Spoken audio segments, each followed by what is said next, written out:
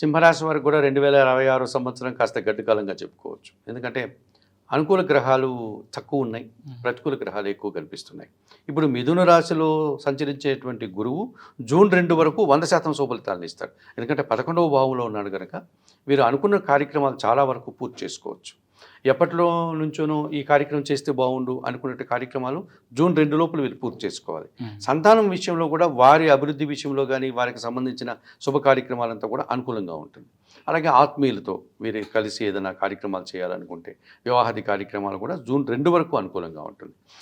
June 2వ తారీఖు 2 తర్వాత ఆత్మీయులతో మనస్పర్ధలు, సంతానం విషయంలో అనుకున్నంత ఫలితాలు రాదు, వీరు ఆశించిన ఫలితాలు రావు, ఇష్టంగా చేసే కార్యక్రమాలు వ్యతిరేకమైపోతాయి, ఖర్చులు పెరిగిపోతాయి, సమాజంలో పేరు తెచ్చుకోవాలనుకునేటువంటి వారు సమాజంలో నిందలు పడాల్సిన పరిస్థితి, చెడ్డ పేరు తెచ్చుకోవడానికి అవకాశం ఉంటుంది.